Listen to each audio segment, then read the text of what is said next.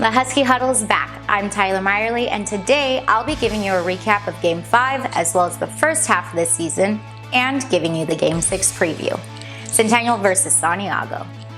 After the last game's victory over Valley View, the Huskies now sit at 5-0 and are still number 3 in the CIF 7 section. The final score over Valley View was 77-7. That's 11 touchdowns in one game, and 2 were scored by defense. It wasn't much of a passing game collectively, Friedland and Mika Ale completing 6 of 10 throws for 94 yards.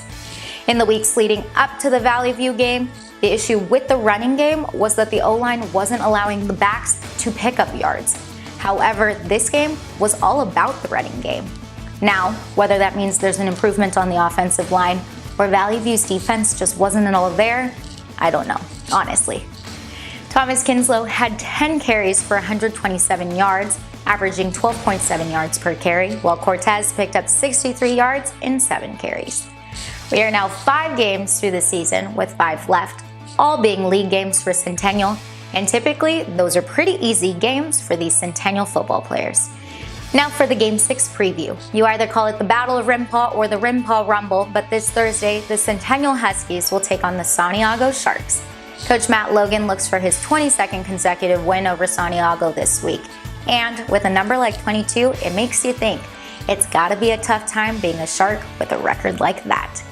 And in case any of you hadn't done the math, in every single player's lifetime that will be playing, the Huskies have beat the Sharks every year of their life and then some. Key players on the Huskies include Octavio Cortez and Thomas Kinslow at running backs, running almost 600 yards together in 5 games. Reggie Retzlaff on the rise for receivers as Gary Bryant recovered from an ankle injury. However, Gary Bryant still has 366 receiving yards and only played in the first 3 games. Defensively, Stevie Nomura still leading the defense in total tackles, but of course Drake Jackson and Corey Foreman continuing to make big plays up front on the D-line.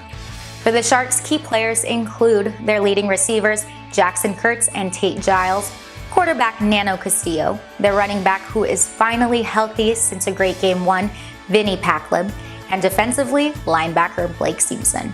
This game is one of the most exciting games in Corona, because despite the rivalry, the majority of these kids grew up playing together, and what this city has fostered is an exciting football environment. So please join me Thursday night as the Huskies look for their 22nd win over the Sharks. I'll be taking you into the Husky Huddle.